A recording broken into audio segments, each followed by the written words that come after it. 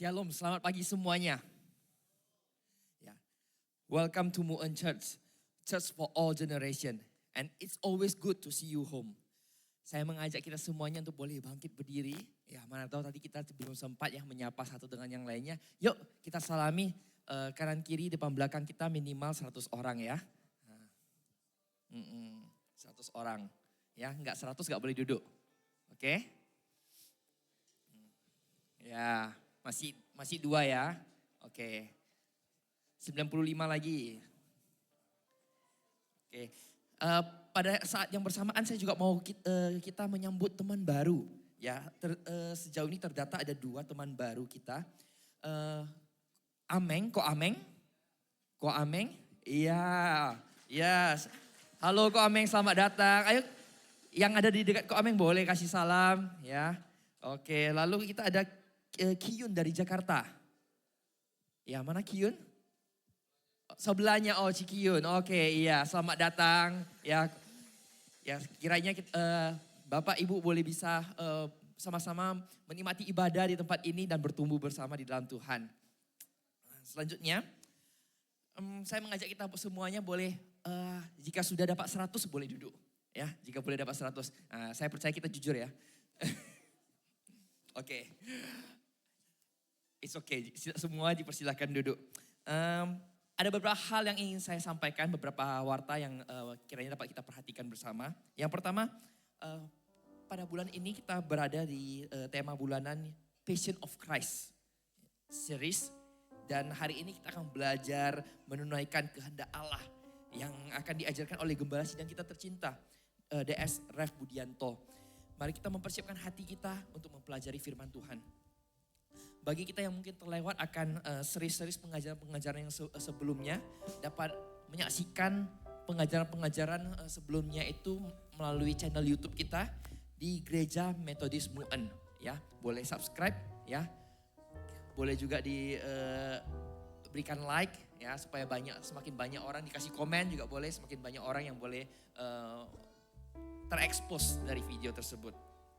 Kedua, bagi kita yang rindu untuk memberikan persembahan, ya, bagi kita yang rindu untuk memberikan perpuluhan ataupun mendukung pembangunan gereja, ya, dapat memberikan persembahan melalui amplop yang sudah diterima di awal, ya, kayak kita di awal terdapat kertas acara, dapat amplop, persembahan, perpuluhan ataupun dana pembangunan gereja dapat diletakkan ke dalam amplop, lalu amplop tersebut dapat dimasukkan ke dalam kantong persembahan yang terletak di dekat pintu masuk hall ini, ya.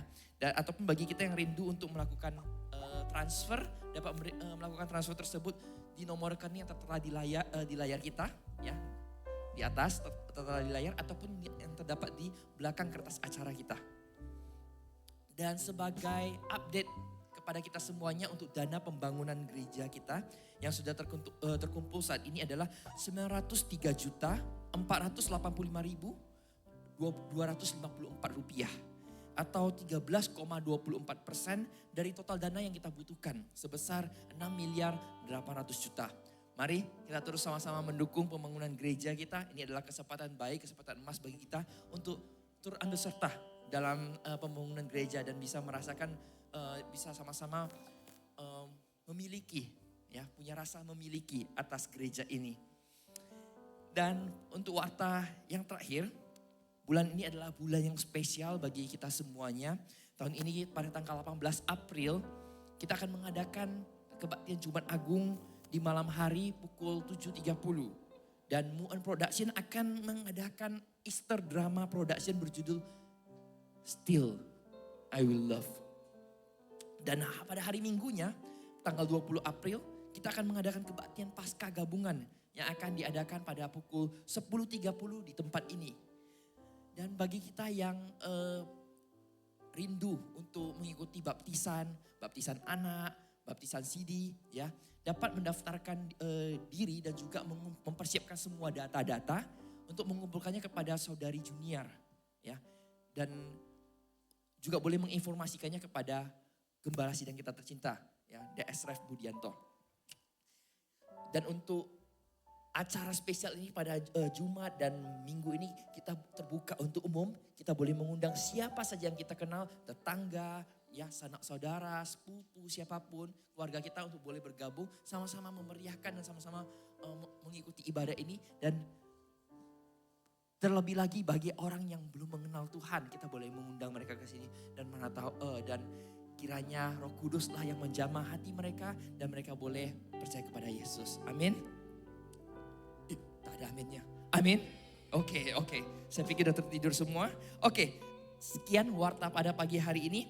Dan mari kita mempersiapkan hati kita untuk beribadah, menyembah Tuhan, meninggikan nama Tuhan.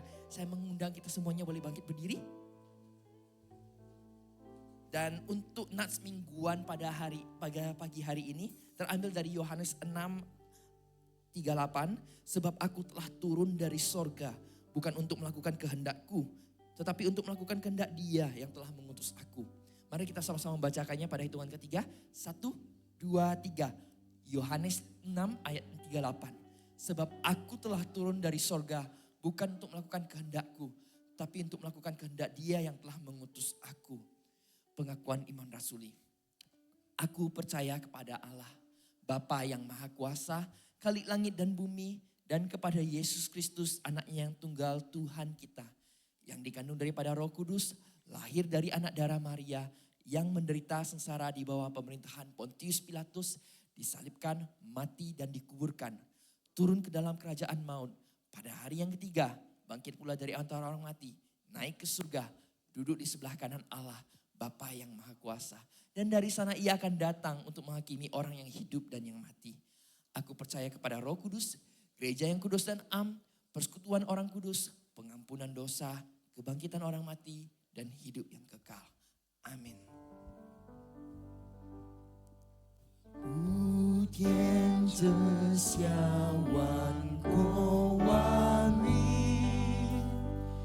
齐声赞美父着生命，三位一体同荣同住，万有者也，万福者本。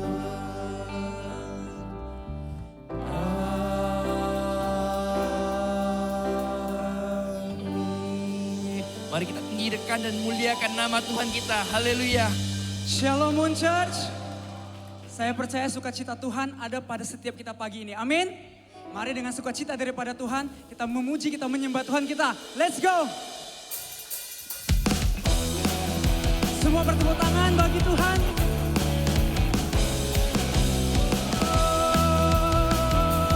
Oh, yeah.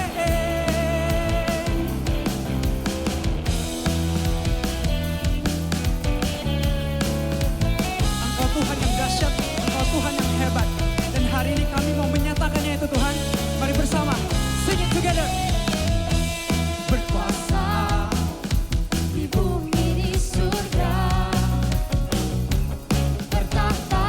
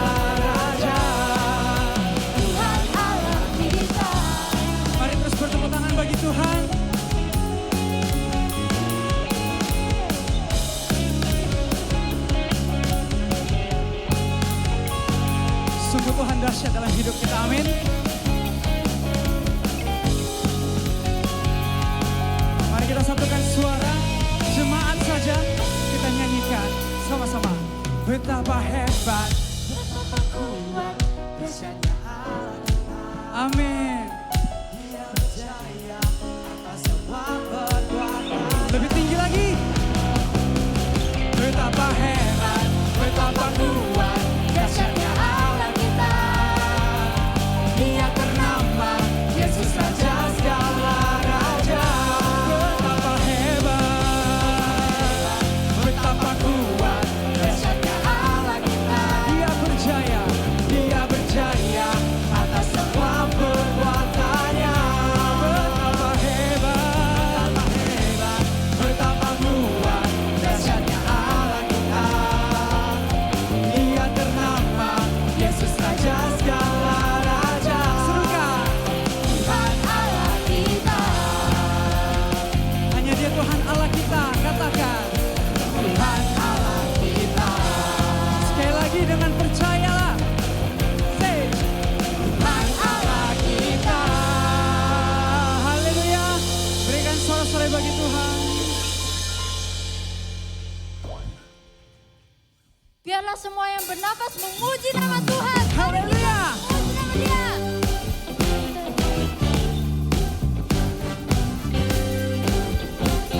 Mari kita angkat suara kita, teman-teman.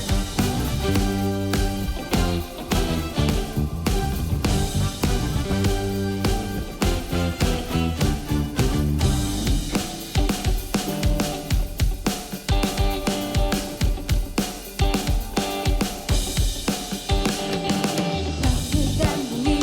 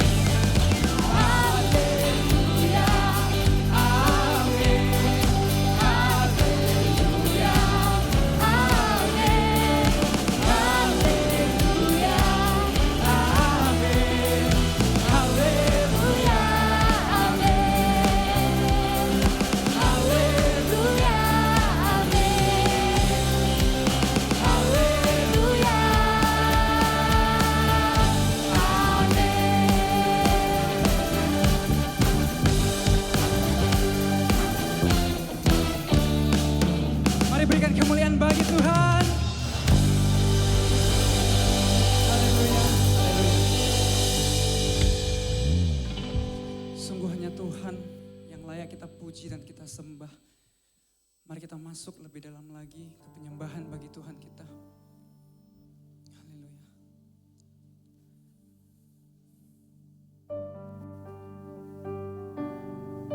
Kami datang Tuhan, kami mau menyembah Engkau lebih lagi. Karena kami tahu Engkau selalu ada dengan kami, baik dalam suka maupun duka.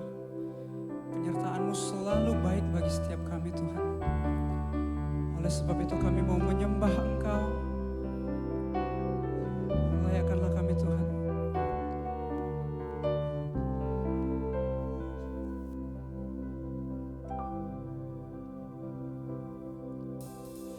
Dalam setiap langkah Kau ada, dalam kesesakan Kau hadir, lewati sukaku, lewati dukaku, ku serahkan semua. Tempatku berharap hanya Kau, tempatku bersandar bersamamu. Lewati sukaku, lewati dukaku, ku serahkan semua. Biar jadi persembahan bagimu. Segenap hidup, segenap nafasku, jadi persembahan di bawah kakimu. Kebanggaanku, kejayaanku, tak ada artinya selain untuk-Mu.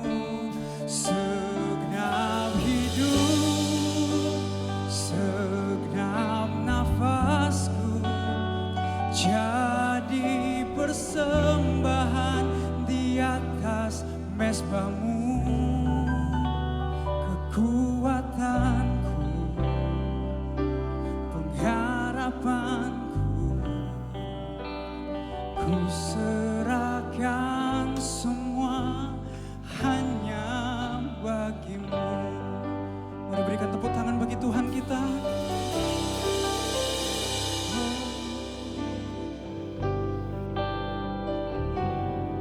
Hanya Engkau tempat kami berharap Tuhan. Tempatku berharap hanya Kau, dan Kau tempat kami bersandar. Tempatku bersandar bersamamu. Lewati sukaku, lewati dukaku, kami mau serahkan Tuhan. Ku serahkan semua, ku serahkan semua, serahkan semua.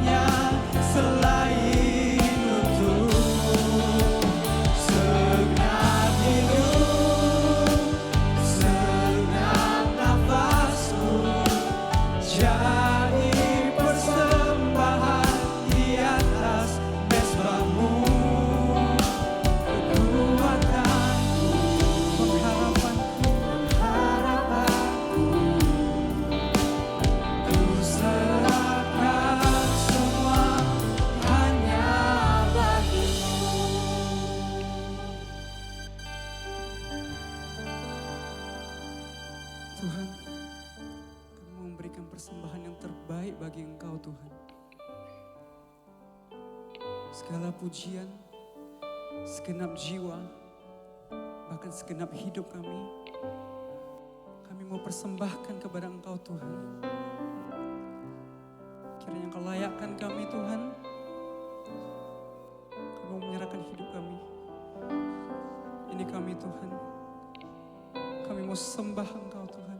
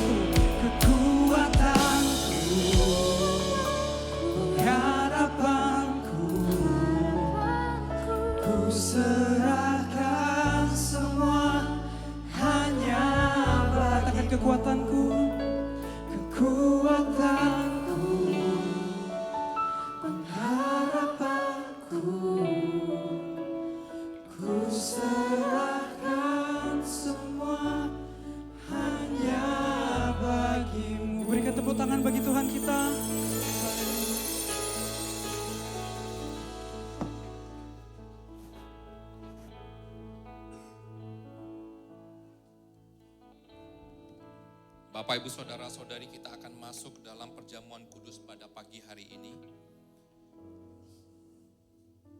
Setiap di antara kita yang telah dibaptis dalam nama Bapa, Anak, dan Roh Kudus diundang untuk mengikuti perjamuan kudus pada pagi hari ini. Kamu yang sekalian telah bertobat dari kehidupan dan kebiasaan lama yang berdosa dan berniat untuk memulai hidup yang baru, mengasihi Allah dan sesama, Tuhan mengundang kamu ambil bagian dalam perjamuan kudus pada hari ini. Kiranya komitmenmu mengikuti Yesus bertambah dan dan semakin kokoh. Bapak Ibu, mari kita sama-sama mengucapkan doa pengakuan dosa kita di hadapan Tuhan. Bapa Surgawi yang kami kenal dalam Yesus Kristus, dengan rendah hati kami datang mengakui dosa-dosa dan memohon pengampunan-Mu. Kasihanilah kami dan mampukan kami untuk memulai hidup baru dan hidup lebih baik, sehingga hidup kami dapat memuliakan nama-Mu dan bermanfaat bagi sesama kami. Pakailah hidup kami sebagai persembahan yang hidup, kudus. Teguhkanlah hati kami dalam kami berdoa. Amin. Dengarkanlah ayat firman Tuhan yang diambil dari 1 Yohanes pasal 1 ayat 9 yang mengatakan demikian.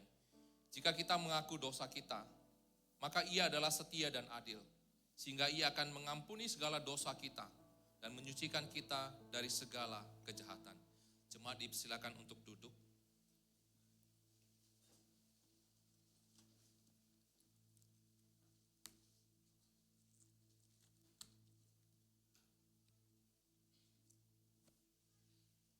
Bapak, Ibu, Saudara-saudari, pada malam Yesus diserahkan,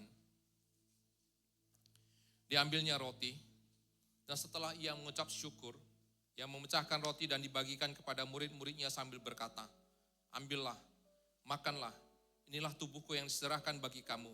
Berbuatlah demikian untuk menjadi sebuah peringatan akan daku. Demikian juga diambilnya cawan minuman. Diucapkannya syukur serta diberikannya kepada mereka sambil berkata, minumlah kamu semua dari cawan ini, karena inilah darahku, darah perjanjian yang ditumpahkan bagi banyak orang untuk pengampunan dosa. Sekali lagi saya mengundang jemaat Tuhan untuk berdiri. Mari kita sama-sama berdoa untuk menghadap meja Tuhan.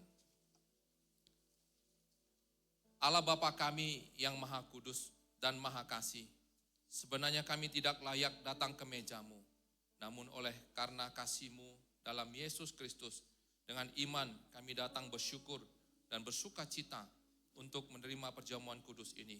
Kiranya hidup Kristus dinyatakan dalam hidup kami, dan hidup kami menjadi berlimpah di dalam Engkau. Dalam nama Yesus Kristus kami berdoa. Amin. Silakan duduk kembali. Saya persilakan kepada para pelayan untuk maju ke depan.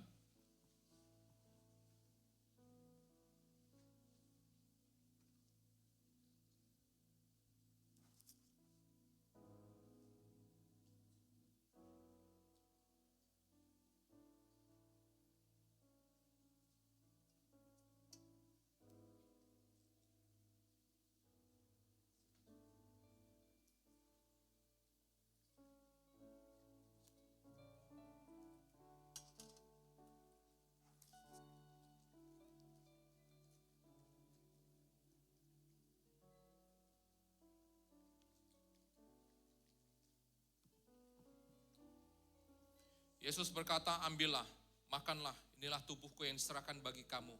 Berbuatlah ini menjadi satu peringatan akan daku. Silakan.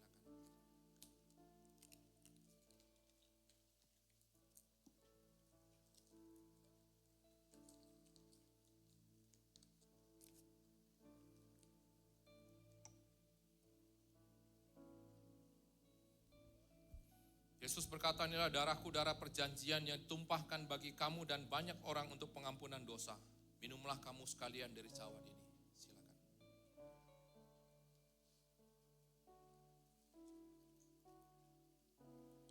Bapak, Ibu, Saudara-saudari, perjamuan kudus ini adalah diperuntukkan bagi setiap di antara kita yang sudah dibaptis dewasa dan sudah disidi. Jadi bagi kita yang sudah dibaptis dewasa dan sudah disidi, dipersilakan untuk bangkit berdiri. Nanti para petugas akan membagikan setiap unsur perjamuan kudus pada setiap di antara kita.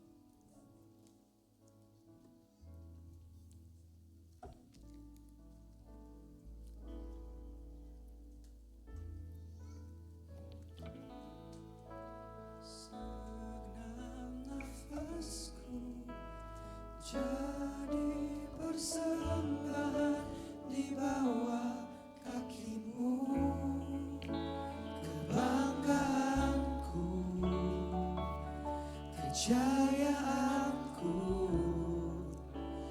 tak ada artinya selain untukku. Segenap hidup, segenap nafasku jadi persembahan di atas mezbahmu. Kekuatanku, pengharapanku, ku serahkan semua hanya bagimu. Bapak Ibu, mari kita mengangkat roti. Yesus berkata, ambillah, makanlah, inilah tubuhku yang diserahkan bagi kamu. Perbuatlah ini menjadi satu peringatan akan daku. Silakan.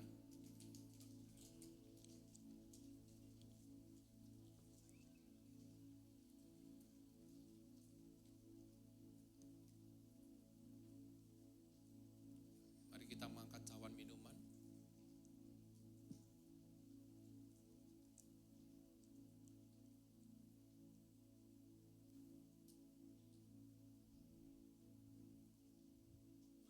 Yesus berkata, inilah darahku, darah perjanjian yang ditumpahkan bagi kamu dan banyak orang untuk pengampunan dosa. Minumlah kamu sekalian dari cawan ini. Silakan.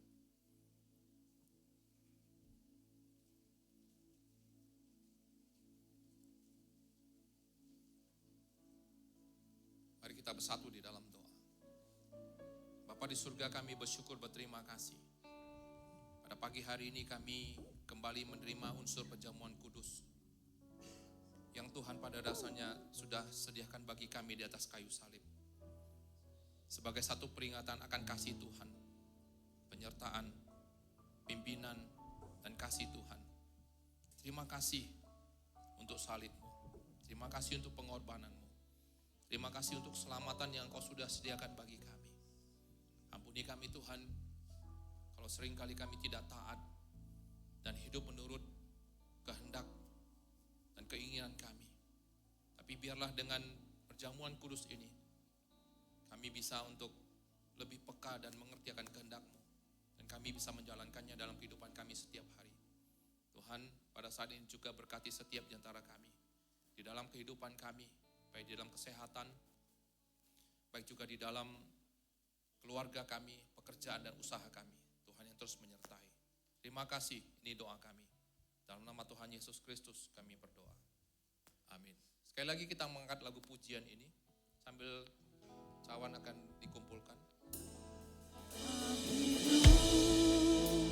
Segenap nafasku jadi persembahan di bawah kaki-Mu. Kebanggaanku, kejayaanku tak ada artinya selain untuk-Mu. Segenap hidup, segenap nafasku jadi persembahan di atas mezbah-Mu. Kekuatanku, pengharapanku, ku serahkan semua hanya bagi-Mu. Bapak, Ibu, Saudara-saudari, mari kita sama-sama membaca doa tekad dan komitmen kita di hadapan Tuhan. Mari. Tuhan Bapa kami yang kami kenal dalam Yesus Kristus, kami bersyukur menjadi bagian dari kerajaan-Mu. Kami bersyukur telah menerima perjamuan kudus pada hari ini. Mulai hari ini kami berkomitmen untuk mempersembahkan hidup bagi-Mu dan berkomitmen untuk menjadi murid-murid-Mu yang sejati dan terus belajar untuk mengasihi Engkau dan sesama kami. Dalam nama Yesus Kristus kami berdoa. Amin. Silakan duduk.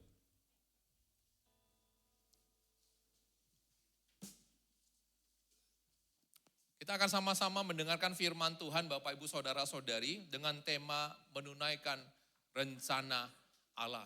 yang diambil dari Yohanes pasal 12 ayat 12 sampai yang ke-19. Yohanes pasal 12 ayat 12 sampai yang ke-19.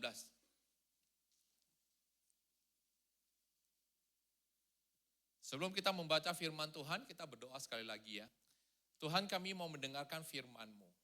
Berbicara kepada setiap di antara kami, berikan kami hikmat mengerti firman-Mu, hati yang taat untuk melaksanakan firman-Mu dalam kehidupan kami. Pakai hamba-Mu, bisa dengan bahasa yang sederhana menyampaikan firman ini. Dalam nama Tuhan Yesus kami berdoa. Amin. Nah, Bapak Ibu, kita akan baca ayat firman Tuhan ini. Saya persilakan yang perempuan baca ayat 12, yang laki-laki baca 13, begitu sampai seterusnya sampai yang ke-19. Ya, mari 1, 2, 3, ya.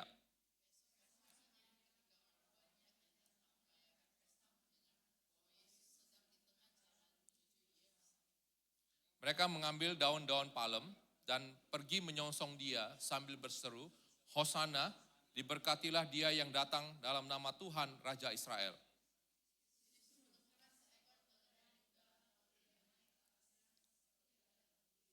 Jangan takut, hai putri Sion, lihatlah, rajamu datang, duduk di atas seekor keledai.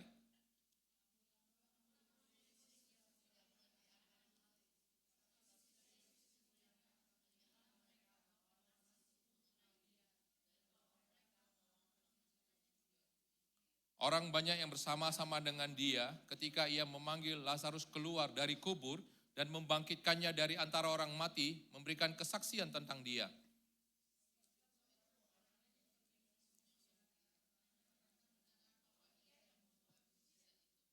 Maka kata orang Farisi kepada yang lain, kamu lihat sendiri bahwa kamu sama sekali tidak berhasil.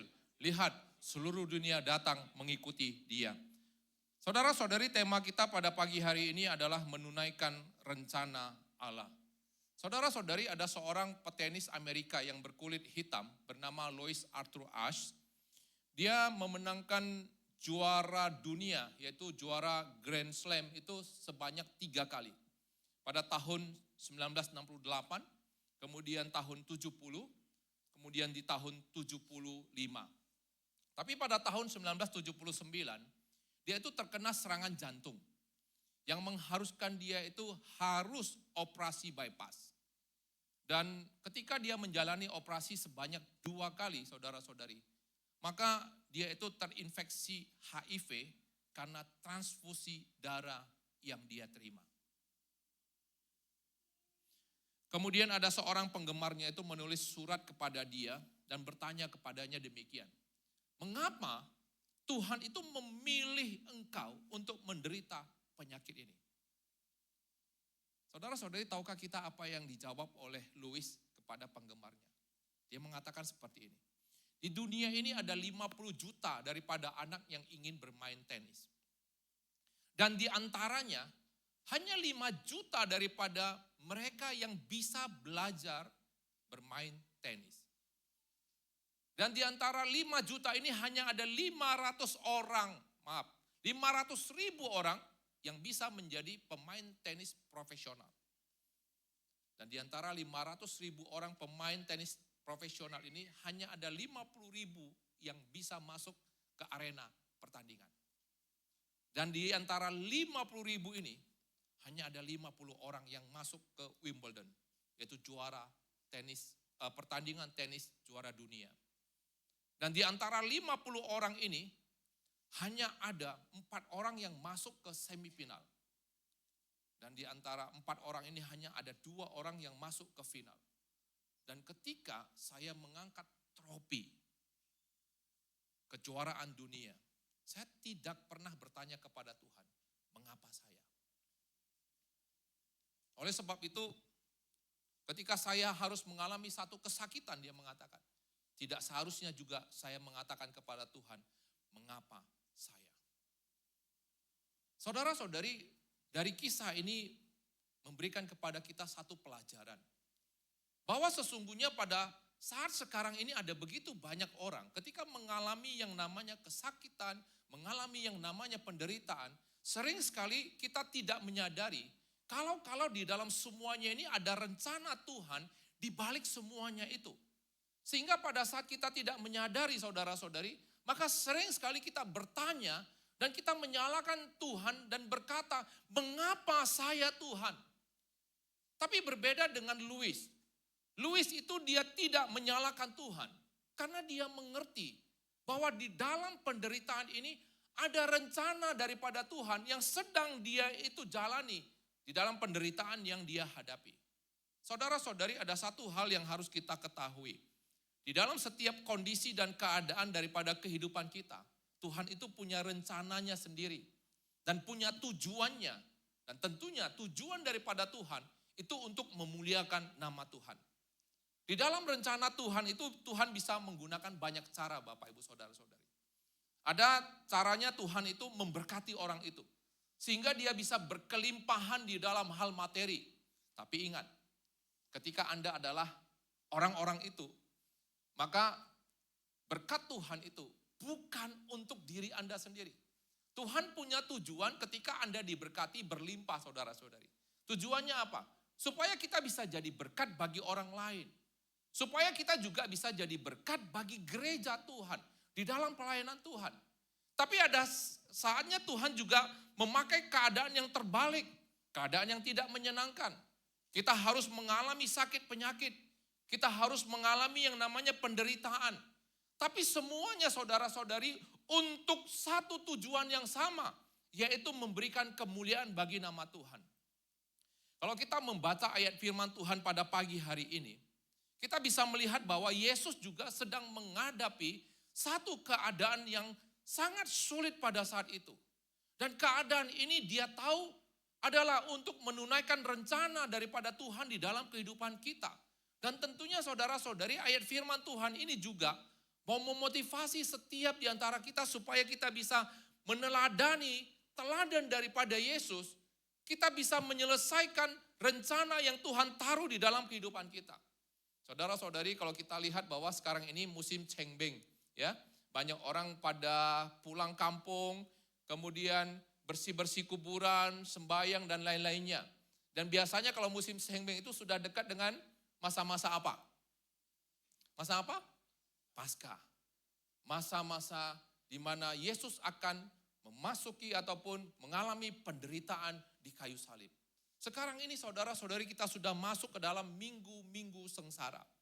Dan kalau dari kalender daripada gereja, minggu depan itu akan diperingati sebagai Minggu Palem. Yaitu mengenang di mana Yesus itu masuk ke Yerusalem sebagai raja yang menyelamatkan melalui apa? Melalui penderitaan, kematian, dan kebangkitannya. Saudara-saudari, kalau kita itu tahu akan urutan daripada kisah Alkitab, coba bantu ini. Oke. Kalau kita tahu urutan daripada kisah Alkitab, Minggu Palem itu terjadi setelah Yesus membangkitkan Lazarus dari antara orang mati. Dan ketika Yesus melakukan mujizat ini, ada begitu banyak orang yang menyaksikan akan mujizat ini dan melihat bahwa Lazarus itu bangkit lagi di antara orang mati. Dan saudara-saudari, cerita ini juga terus menyebar.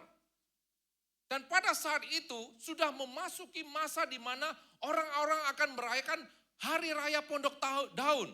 Dan biasanya pada saat perayaan Hari Raya Pondok Daun, itu orang-orang akan berbondong-bondong menuju ke Yerusalem. Mereka akan menyembah Tuhan di sana. Dan menurut catatan yang ada, itu ada 2,7 juta orang yang sedang pergi ke Yerusalem untuk menyembah di sana. Dan semua orang ini mereka mendengar akan mujizat yang dilakukan oleh Tuhan Yesus. Sehingga saudara-saudari, sebagian besar daripada orang-orang ini, mereka mau mengangkat Yesus menjadi raja. Untuk apa? Untuk melepaskan mereka dari penjajahan Romawi yang sedang mereka hadapi pada saat itu. Tapi saudara-saudari, di saat seperti itu seharusnya Yesus itu tidak keluar. Pada saat itu seharusnya Yesus itu tidak menonjolkan diri di antara orang banyak. Kenapa? Karena dia sudah menjadi buronan yang dicari oleh ahli-ahli Taurat dan orang-orang Farisi. Kenapa dia sedang dicari? Di dalam Yohanes pasal 11 ayat yang ke-57 mengatakan demikian. Sementara itu imam-imam kepala dan orang-orang Farisi telah memberikan perintah supaya setiap orang yang tahu di mana dia berada, memberitahukannya agar mereka dapat menangkap dia. Kenapa Yesus mau ditangkap pada saat itu? Karena Yesus pada saat itu telah menarik hati dan membuat ada begitu banyak orang percaya kepada dia.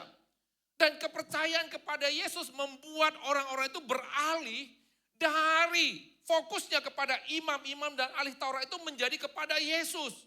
Sehingga mereka itu cemburu, mereka itu takut, dan mereka itu pada dasarnya menjadi marah kepada Tuhan. Tapi Bapak Ibu Saudara-saudari pada saat seperti itu, ketika dia sudah menjadi buronan, dia itu tidak sembunyi. Dia tidak mengelak dari ancaman-ancaman yang akan menimpa dia.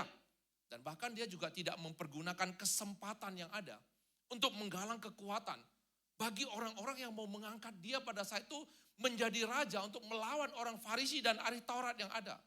Padahal saudara-saudari, itu adalah saat yang paling tepat. Kenapa? Kalau kita melihat di dalam Alkitab, pada saat itu orang-orang sedang meneriaki Hosana, Hosana.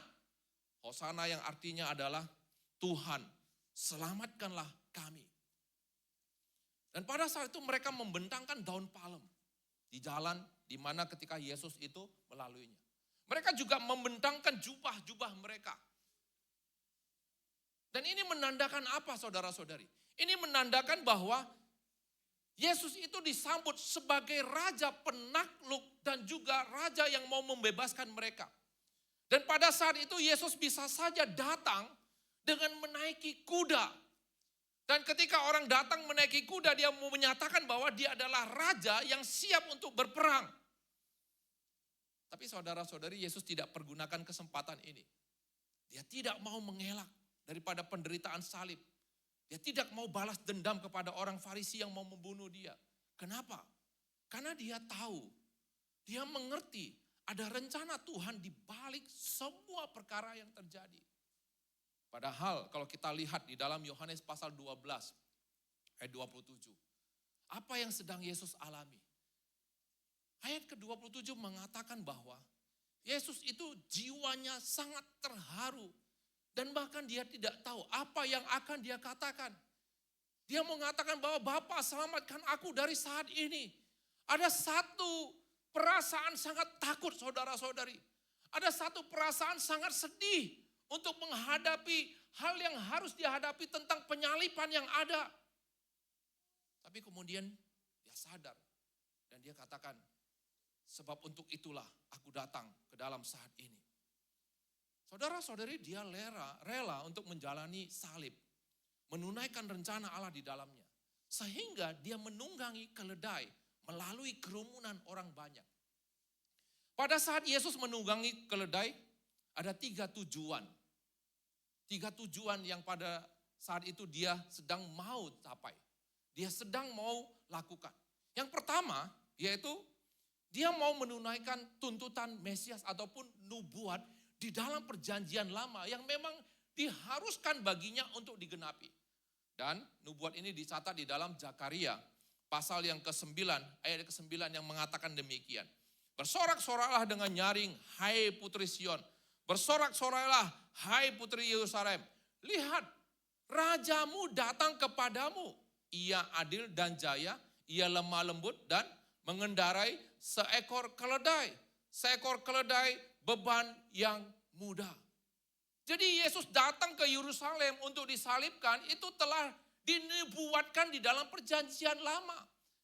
Dan salah satu kenapa alasan Yesus menunggang keledai, yaitu dia mau menggenapi nubuat ini saudara-saudari. Kemudian yang kedua, di Timur Tengah, keledai itu adalah binatang yang agung. Orang yang datang menunggangi keledai, biasanya dia itu datang dan mau mengatakan kepada orang yang dia datangi, dia datang dengan membawa damai. Dan dia juga mau menyatakan kepada orang-orang yang mau mengangkat dia menjadi raja. Dia datang bukan untuk berperang, tapi dia datang untuk membawa damai bagi dunia. Ini pesan yang mau Yesus sampaikan ketika dia masuk ke Yerusalem dengan menunggangi keledai. Kemudian yang ketiga saudara-saudari, dia menunggangi keledai, dia sengaja untuk menonjolkan diri dan dia sengaja untuk memperlihatkan diri kepada orang banyak dan khusus dilihat oleh orang-orang Farisi dan ahli Taurat. Dan kalau kita yang pernah ke Yerusalem, bait Allah itu ada di atas, dan ketika berjalan di bawah, orang yang ada di atas itu bisa melihat apa yang terjadi di bawah. Atau ketika Yesus berjalan dari bawah, disambut oleh begitu banyak orang, dengan juga dia menaiki keledai, di antara kerumunan orang, dia itu bisa terlihat dengan menonjol. Jadi hal ini pada dasarnya mau mengatakan bahwa dia tidak menghindar dari satu tugas, rencana yang Tuhan sudah taruh di dalam dirinya, yaitu mau menjadi penebus. Penebus untuk semua dosa-dosa kita, saudara-saudari.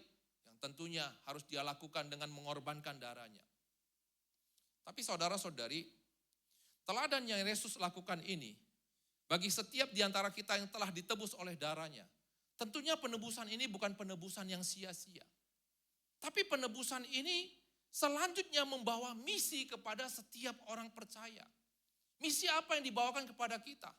Hal ini mau mengatakan kepada kita selaku orang yang telah ditebus oleh Tuhan, kita itu tidak boleh menjadi orang Kristen yang santai-santai saja, saudara-saudari. Apa maksudnya orang Kristen yang santai-santai saja? Yang setiap minggu hanya datang ke gereja, selesai itu pulang. Atau orang Kristen yang datang ke gereja pada saat ada waktu saja. Pada saat senggang saja, baru datang ke gereja. Tidak seperti itu, saudara-saudari. Kita adalah orang percaya yang telah diberikan misi oleh Tuhan melalui pengorbanan daripada Yesus di atas kayu salib. Dan misi apa yang harus kita lakukan, harus kita laksanakan. Misi yang harus kita lakukan di dalam hidup kita, kita harus memandang penting kepada Tuhan yang telah berkorban kepada kita. Itu sebabnya wajib hukumnya bagi setiap di antara kita untuk menyembah Tuhan setiap minggunya tanpa pengecualian, saudara-saudari. Kemudian yang kedua, Tuhan juga memberikan misi kepada kita supaya kita bisa memandang penting kepada jiwa-jiwa yang terhilang. Orang-orang yang belum terselamatkan, saudara-saudari. Dan kita juga harus menjadi orang yang membawa damai bagi Tuhan. Itu misi yang Tuhan tetapkan. Saudara-saudari, ada seorang tokoh reformator Jepang yang bernama Toyohiko Kagawa. Dia ini adalah seorang tokoh reformator yang masuk Kristen di Jepang.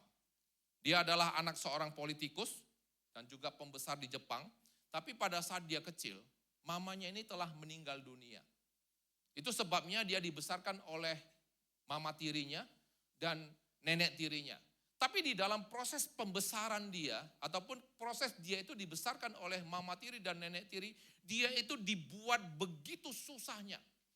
Hidup di dalam keterbatasan, hidup di dalam kekurangan walaupun dia itu tidak miskin, saudara-saudari. Kemudian pada saat dia itu dewasa, dia pergi sekolah teologi dan dia dibimbing oleh seorang pendeta. Akhirnya dia percaya kepada Yesus. Pada saat dia itu percaya kepada Yesus, keluarganya itu juga menolak dia dan mengusir dia itu dari rumah dan tidak mau mengakui dia sebagai bagian daripada keluarga. Tentunya saudara-saudari kalau dilihat di dalam kehidupannya, kenapa Tuhan itu membiarkan dia terus-menerus berada di dalam penderitaan yang begitu panjang seumur hidupnya? Ternyata Tuhan itu mempunyai rencana yang mau ditunaikan oleh Kagawa. Pada saat dia sekolah teologi, dia itu bertanya tentang Yesus, ada 2 pertanyaan kepada dosennya.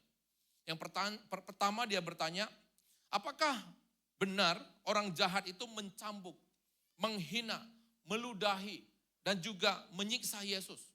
Itu pertanyaan yang pertama. Kemudian pertanyaan yang kedua, apakah benar di atas kayu salib Tuhan mengampuni mereka? Kemudian si dosen menjawabnya, ya benar. Dan dengan kedua jawaban ini, maka dia berdoa kepada Tuhan seperti ini. Dia katakan, ya Tuhan, jadikanlah saya sama seperti Kristus. Mulai saat itu saudara-saudari dia mengampuni keluarga yang membuang dia, yang menyiksa dia, yang membuat dia itu menderita sepanjang kehidupannya. Kemudian mulai saat itu dia tinggal di daerah perkumuhan yang ada di Jepang. Dia merangkul orang-orang dan juga dia mengabari Injil kepada mereka. Dan selanjutnya dia mendapatkan dukungan yang begitu banyak dan dia mereformasi Jepang dan sekaligus dia menjadi seorang tokoh yang mengembangkan kekristenan di Jepang. Saudara-saudari, ini rencana Tuhan di dalam kehidupan daripada Kagawa yang harus dia selesaikan. Nah saudara-saudari, contoh seperti ini banyak terdapat di dalam Alkitab. Kalau kita lihat cerita di dalam Alkitab ada satu kisah yang tidak asing bagi kita, yaitu Yusuf. Kalau kita melihat Yusuf itu pada saat dia berumur 17 tahun. Mungkin pada saat dia berulang tahun juga pada saat itu. Dan dia diberikan satu pakaian yang begitu indah oleh ayahnya. Dan pada saat itu dia diminta untuk melihat abang-abangnya. Abang-abangnya cemburu. Kemudian apa yang dilakukan oleh abang-abangnya? Pada saat-saat di mana harus dirayakan, pada saat di mana dia itu mendapatkan satu baju kebesaran, dia ditangkap oleh abangnya, hampir dibunuh. Kemudian dia jual di Mesir. Saudara-saudari, mulai saat itu, mulai saat berumur 17 tahun, dia harus hidup di dalam penderitaan dan menjadi budak. Dia dijual ke Mesir, kemudian dia dijual kepada yang namanya Potifar. Dia mengurus rumah daripada Potifar. Setelah dia menjadi tangan kanan, semua urusan diberikan Potifar selain pada dirinya dan juga istrinya. Apa yang terjadi? Istri Potifar itu menggoda dia. Tapi dia mempertahankan akan imannya. Dan karena itu dia masuk penjara. Jadi saudara-saudari, tahukah kita berapa lama dia harus ada di dalam penjara sebelum dia menjadi Perdana Menteri? Berapa lama? Saya pernah cerita ini kalau tidak salah. Berapa lama? Antara 11 sampai 12 tahun dia ada di dalam penjara. Dan lebih kurang setelah 9 tahun dia di penjara, ada 2 orang yang masuk penjara. Siapa itu? Juru masak. Juru koki. Apa? Siapa yang masuk penjara? Ayo. Aduh, kayaknya harus ulang nih pelajaran sekolah minggu. Juru minum dan juru roti. Kemudian mereka bermimpi. Nah setelah bermimpi, maka ditafsirkan mimpinya. Dan dia katakan kepada juru minum, kalau kamu telah diletakkan kepada posisimu, ingatlah akan daku. Tapi setelah diletakkan kepada posisinya dan juru roti itu digantung, saudara-saudari, ternyata juru minum itu lupa. Berapa lama dia lupa? 2 tahun lagi. 2 tahun lagi. Maka saya pernah mengatakan kalau pada saat itu juru minum itu mengingat dia, kira-kira dia jadi apa saudara-saudari? Dia jadi jaya. Dia ikutan jadi yang ngolah mungkin kopi, yang mungkin anggur, mungkin apa ya. Dia jadi bartender itu. Atau dia buka toko roti, menggantikan juru roti yang mati itu. Tapi saudara-saudari ketika dia harus menderita 2 tahun lagi, dia diangkat menjadi apa? Perdana Menteri. Dan pada saat dia telah menjadi Perdana Menteri, dan abang-abangnya berjumpa dengan dia, abang-abangnya merasa takut dan mengatakan, matilah kita, ini saatnya dia untuk balas dendam. Apa yang dikatakan oleh Yusuf kepada abang-abangnya? Dia mengatakan bahwa, jangan takut, karena dengan inilah, dengan penderitaan inilah, Tuhan mempunyai rencana besar untuk menyelamatkan satu bangsa daripada kebinasaan, daripada yang namanya kelaparan yang begitu besar. Untuk membawa satu bangsa ini selamat daripada penderitaan yang ada. Saudara-saudari, ternyata Tuhan itu punya rencananya di dalam kehidupan dan juga keadaan yang dihadapi oleh setiap orang. Saudara-saudari, di dalam situasi keadaan kehidupan Anda, Tuhan juga punya rencananya sendiri. Dan setiap rencana yang Tuhan taruh dalam kehidupan kita, saudara-saudari, Tuhan menuntut supaya kita bisa menyelesaikannya. Dengan tujuan kita bisa memuliakan nama Tuhan. Tentunya pada saat itu kita harus belajar, saudara-saudari. Belajar untuk meneladani Yesus. Membuang keegoisan kita. Membuang kepentingan diri kita sendiri. Dan kita mengambil sikap mengorbankan diri supaya rencana Tuhan itu bisa selesai di dalam kehidupan kita. Saudara-saudari, Minggu Palem itu menyatakan bahwa Yesus itu meletakkan keinginannya, meletakkan kedagingannya, meletakkan keegoannya hanya untuk satu rencana Tuhan, supaya dia bisa naik ke atas salib dan dia itu bisa menyelesaikan rencana Tuhan untuk menyelamatkan kita. Orang-orang yang meneriakan Hosana, Hosana, Hosana. Orang-orang itu juga yang mengatakan salibkan dia, salibkan dia, salibkan dia. Bapak Ibu Saudara-saudari, saat ini perihal apa yang terjadi dalam kehidupan Anda? Baik di dalam keluarga, baik di dalam ekonomi, ataupun dalam bidang apa dalam kehidupan Anda yang mungkin membuat Anda itu menderita. Kalau kita sedang menghadapi satu penderitaan dalam keadaan yang ada, berfokuslah pada rencana Allah, untuk kemuliaan daripada Allah. Dan untuk bisa melalui semua ini, jangan berfokus kepada masalah saudara-saudari. Tapi carilah kehendak Allah di dalam masalah yang kita hadapi. Seperti layaknya Ayub. Kalau kita lihat Ayub, dikatakan oleh Alkitab pada saat ayat pertama ditulis, Ayub itu adalah seorang yang saleh. Dia orang yang takut akan Tuhan. Tapi saudara-saudari, hartanya harus habis, dirampas oleh orang. Anak-anaknya semua mati. Istrinya mengutuki dia dan mengatakan apa? Kutukilah Allahmu dan matilah. Tapi saudara-saudari di dalam keadaan seperti ini, bagaimana dia menanggapi keadaan yang ada kepada Tuhan? Dia mengatakan satu ayat yang begitu luar biasa. Di dalam Ayub pasal 1 ayat 21. Dia katakan dengan telanjang, aku keluar dari kandungan ibuku. Dan dengan telanjang juga aku kembali ke dalamnya. Tuhan yang memberi, Tuhan yang mengambil. Terpujilah nama Tuhan. Saudara-saudari, saya pernah mendengar kisah hidup daripada seorang pemuda. Pemuda ini, dia mengatakan bahwa dia berdoa kepada Tuhan 8 tahun. Untuk meminta jawaban, kenapa Tuhan membiarkan dia hidup di dalam satu keluarga yang seperti ini. Apa yang terjadi pada dirinya?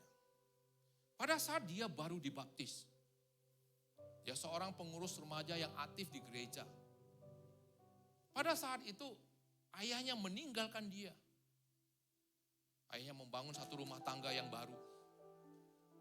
Sehingga pada saat itu, dia itu harus menderita, hampir putus sekolah. Padahal dia adalah seorang pemuda yang aktif pelayanan, percaya kepada Yesus, dan juga mempunyai prestasi yang lumayan di sekolahnya.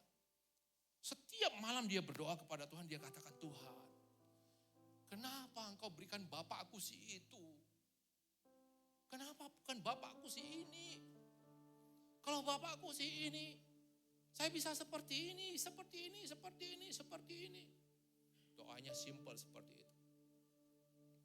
Setiap malam dia itu berdoa seperti itu.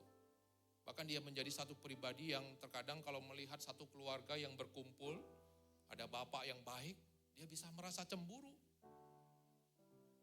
Dia melihat akan keluarga daripada pak tuanya yang luar biasa kaya.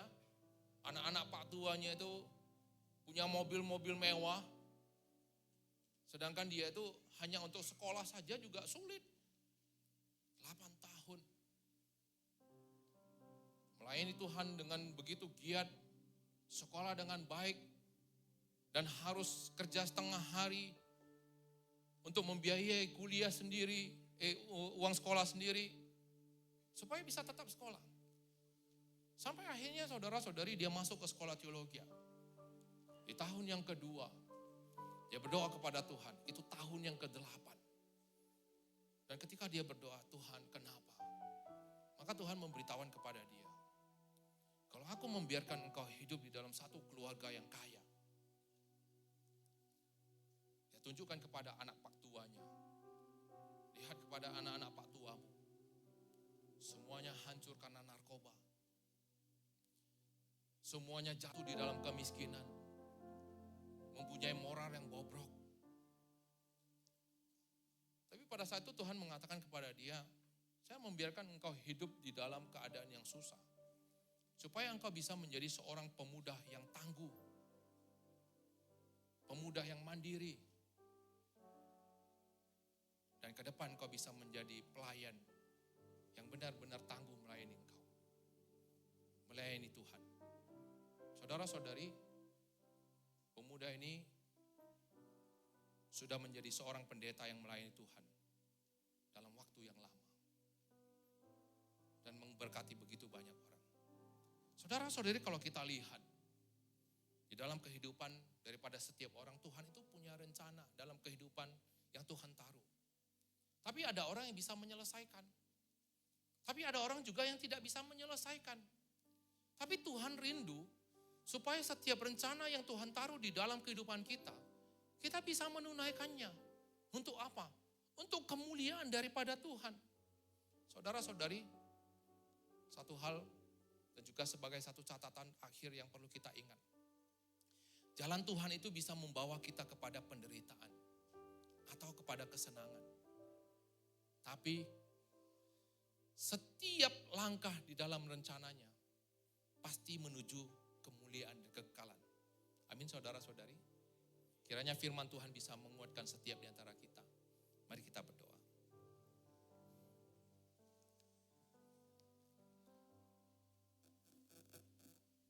Bapa yang kami kenal di dalam nama Yesus Kristus, kami bersyukur berterima kasih. Hari ini melalui firman-Mu, melalui penderitaan-Mu yang Engkau harus jalani di atas kayu salib. Minggu-minggu sengsara yang sesungguhnya tidak pernah Engkau mau alami. Bahkan di dalam kemanusiaan-Mu, Engkau merasa sedih, Engkau merasa berat, Engkau merasa takut, dan ketakutan-Mu juga Engkau nyatakan ketika Engkau berdoa di Taman Getsemani. Engkau mengeluarkan peluh darah. Dalam satu psikologi yang menyatakan bahwa seorang yang mengalami ketakutan dan kesendirian yang begitu besar, sehingga pembuluh darah yang ada di kepala itu menjadi pecah dan keluar bersama dengan tetesan-tetesan keringat yang ada. Ini menyatakan kepada kami bahwa sesungguhnya Engkau juga tidak ingin menjalani penderitaan salib. Engkau tahu ini begitu sakit, menakutkan. Tidak akan bisa kami tahan. Tidak akan bisa ditahan oleh Engkau. Tapi penderitaan-Mu ini mengingatkan kepada setiap di antara kami. Dan juga menghiburkan kepada kami. Engkau Tuhan yang rela menjalani semuanya ini. Engkau punya kesempatan untuk terlepas dari semua ini. Pada saat Minggu malam, Engkau bisa menyatakan kepada semua orang yang telah mendukung Engkau. Engkau hanya datang dengan naik kuda dan menyatakan, aku Raja yang akan membebaskan kalian. Maka semua orang akan berperang melawan orang Yahudi dan ahli-ahli Taurat yang ada. Tapi Engkau datang dengan menaiki keledai. Engkau memberitahukan kepada setiap orang yang ada, Engkau Tuhan yang akan menjadi Raja yang membawa damai bagi setiap di antara orang-orang yang ada di sana. Bukan dengan peperangan. Engkau Tuhan yang akan menjadi Raja dengan mengorbankan dirimu di atas kayu salib. Terima kasih untuk pengorbanan-Mu Tuhan. Biarlah keteladanan darimu dengan pengorbanan di atas kayu salib menjadi cerminan bagi setiap di antara kami dalam penderitaan dan keadaan kehidupan yang sedang kami alami. Sesungguhnya tidak seberapa dibanding dengan salib-Mu. Dan bahkan Engkau menghiburkan kami. Engkau tidak membiarkan kami berjalan sendiri di dalam penderitaan kami. Engkau memberikan contoh-contoh melalui firman-Mu dan tokoh firman Tuhan. Ada masa-masa tertentu di mana kami harus menderita. Ada masanya Tuhan. Biarkanlah kami bisa bertahan dalam semuanya ini Tuhan. Ajari kami tidak berfokus pada penderitaan. Tapi berfokus pada rencana-Mu. Yang harus kami selesaikan dalam kehidupan kami. Tuhan tolong kami. Terima kasih Tuhan. Terima kasih. Biarlah nama-Mu dimuliakan. Dengan kami bisa menggenapi setiap rencana-Mu dalam kehidupan kami. Dalam nama Tuhan Yesus kami berdoa. Amin. Mari kita sembah Tuhan kita.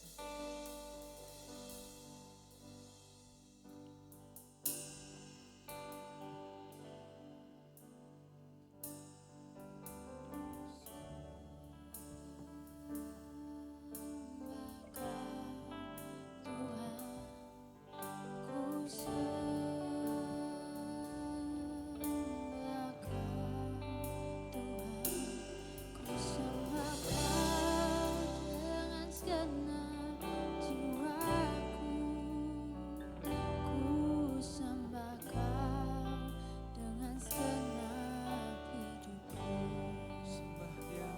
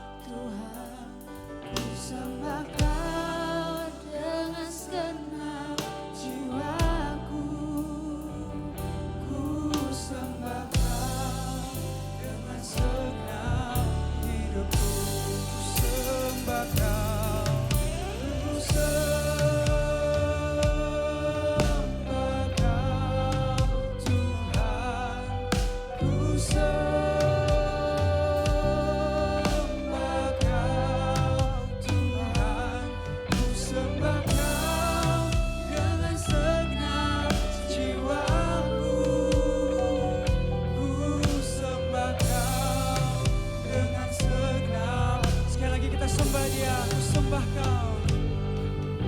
Ku sembah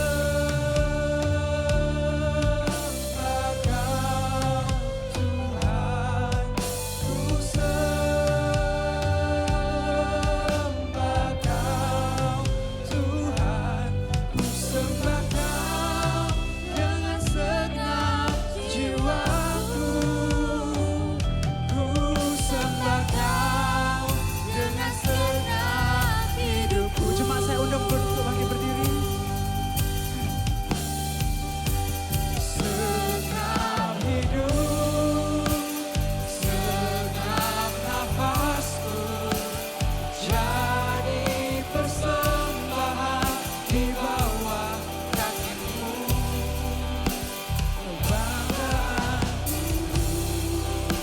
kejayaanku,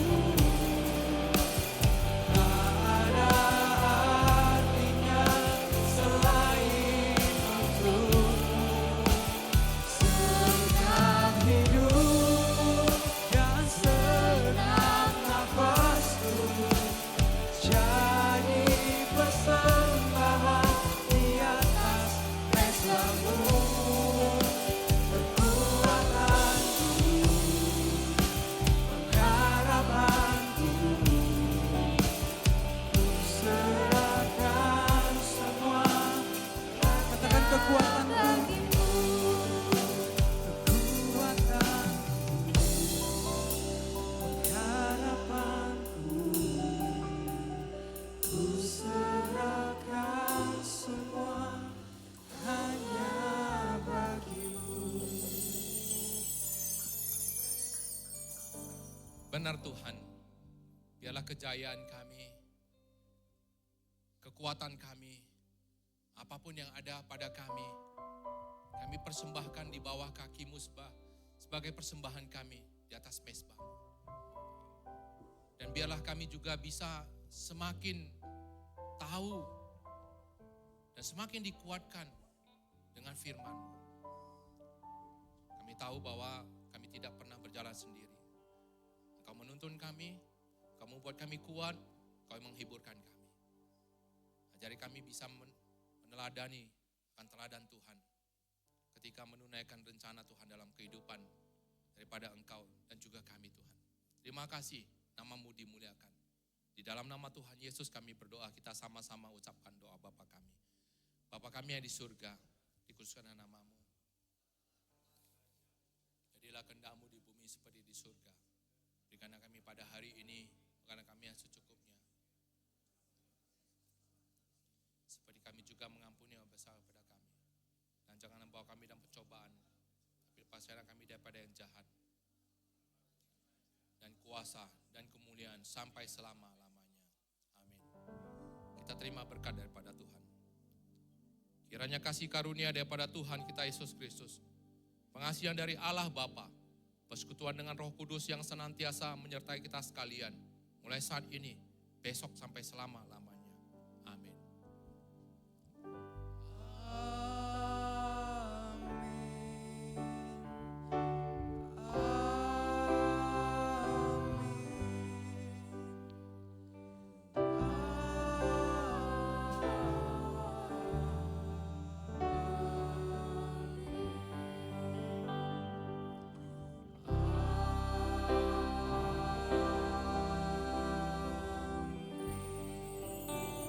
Silakan duduk saat teduh. Tuhan Yesus memberkati.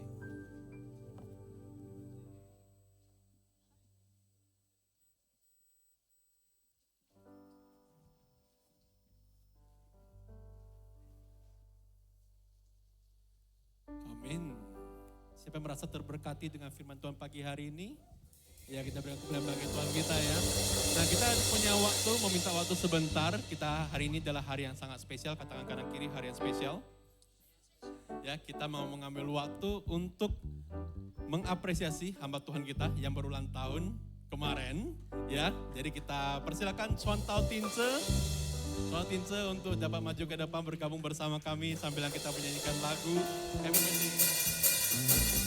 Birthday. Happy birthday, happy birthday to you.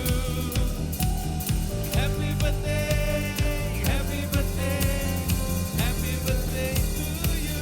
Happy birthday, happy birthday to you. Silakan Swantau. Happy birthday to you. Happy birthday, happy birthday, happy birthday. Happy birthday to you. Happy birthday to you. Happy birthday, happy birthday to you.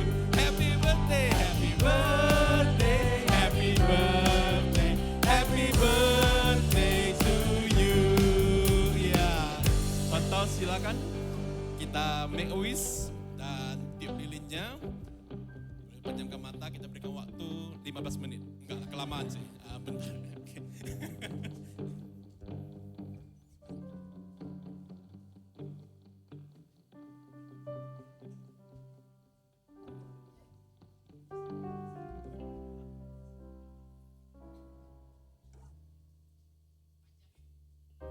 Amin. Lilinnya. Dan tidak afdol kalau nggak didoain ya. Jadi kita persilakan dengan hormat Swantau Markus untuk boleh bantu doakan. Bantu doakan Swantau Tince.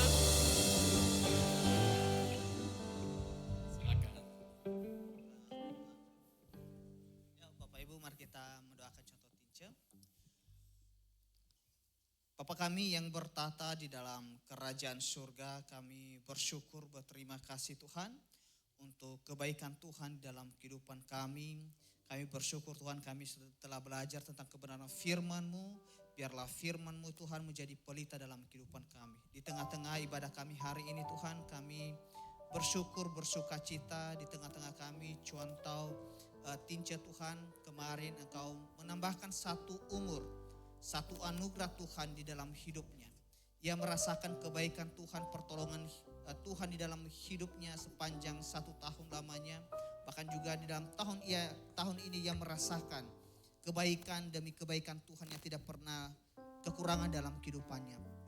Tuhan, kami serahkan pelayanan Swantau di Muon ini. Biarlah semakin hari semakin terus menyala bagi kemuliaan nama Tuhan. Bahkan juga Tuhan di dalam PWMI, sekolah minggu, pasutri pakai contoh tince untuk menjadi kemuliaan nama Tuhan. Sehingga banyak jiwa-jiwa yang dimenangkan untuk kemuliaan nama Tuhan. Dan berkati juga Tuhan keluarganya, pastor dan Tonjok Tince, berkati mereka, pelihara mereka dalam kasih anugerah Tuhan. Bahkan juga pelayanan ke depan, bahkan juga pergumulan demi pergumulan kami serahkan ke dalam tangan-Mu. Kami bersyukur dan kami bersuka cita hanya dalam nama Yesus Kristus kami berdoa dan mengucap syukur dan berterima kasih. Haleluya. Amin. Dan juga saya katakan hari ini adalah hari yang spesial. Meo sangka, meo duga. Contoh Markus juga berulang tahun di tanggal 10 April. Happy birthday, happy birthday, happy birthday to you. Happy birthday, happy birthday, happy birthday to you. Happy birthday to you. Happy birthday. Happy birthday. Happy birthday. Happy birthday to you. Happy birthday to you. Happy birthday. To you. Happy birthday. Happy birthday. Happy birthday. Happy birthday to you. Contoh, silakan. May wish juga waktu dan tempat 15 menit. Ya. Pacar, amin. Sempat dapat jodoh. Udah? Ya, silakan tiup lilinnya. Nah, dan tidak afdol kalau tidak didoain juga kan. Jadi kita persilakan dengan hormat gembala sidang kita, mic-nya di mana? Oke. Untuk mendoakan contoh Markus. Saya tadi pikir syukur udah bebas tugas. Rupanya masih ada satu lagi. Baik, kita doa ya saudara-saudari. Bapa di surga, terima kasih. Kalau hari ini di dalam keluarga besar GMI MUN kami bisa bersama-sama untuk merayakan ulang tahun daripada Contoh Tince dan juga ulang tahun ke depan dari Contoh Markus. Kami mau serahkan ke dalam tangan Tuhan. Biarlah apa yang dia harapkan dan juga apa yang dia rindukan, Tuhan yang bekerja, Tuhan yang menolong, sehingga semuanya bisa terwujud dalam kehidupannya. Kami bersatu hati dan juga kami mempunyai kerinduan yang sama. Kiranya Tuhan juga yang memberkati supaya Contoh bisa cepat dapat jodoh dan juga bisa segera menikah.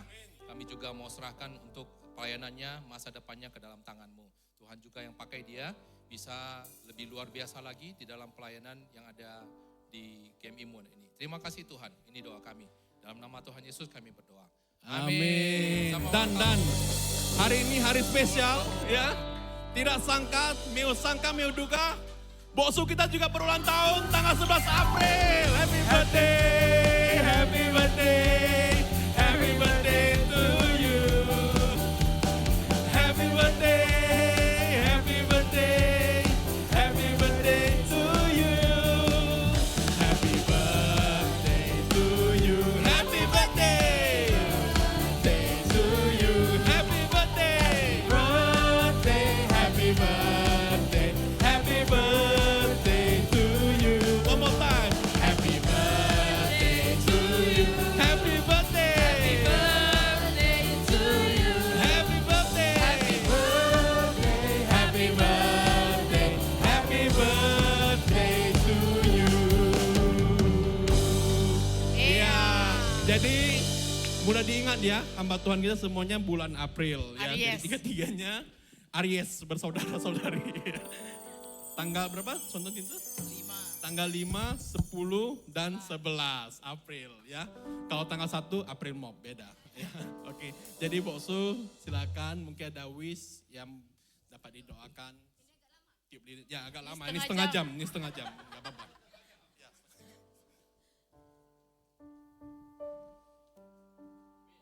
Amin. Yeay, dan untuk mendoakan, ya contoh Tinso yang doakan, nah, saya bantu pegang. Tadi aku kira kau Jaya yang doakan.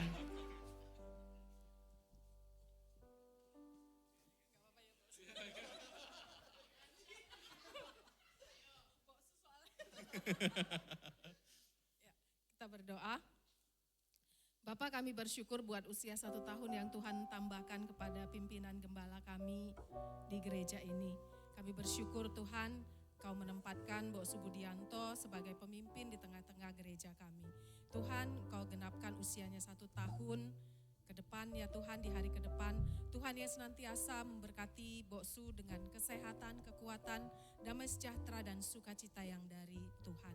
Engkau yang membawa Bok Su untuk semakin berhikmat, semakin mengandalkan Tuhan, dan senantiasa Tuhan pelayanannya, keluarganya, mau terus dia serahkan hanya ke dalam tangan pimpinan Tuhan.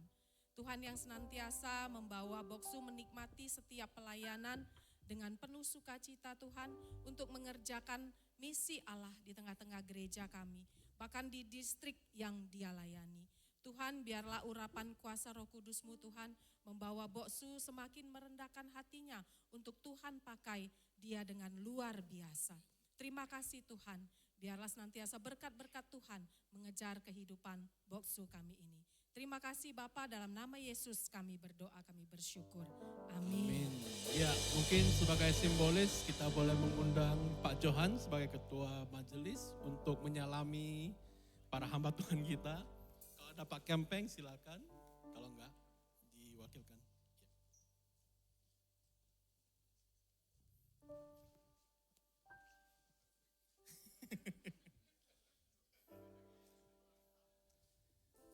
Iya, dengan cepat kita akan berfoto. Mungkin Bok Su Swantau boleh duduk di sini. Jadi kita boleh berfoto bersama dengan jemaat semuanya. Ya, Pak Johan juga boleh bersama-sama. Yuk, fotografer mungkin boleh dari atas sini. Silakan. Mau duduk atau berdiri? Duduk ya. Oke, dapat semuanya.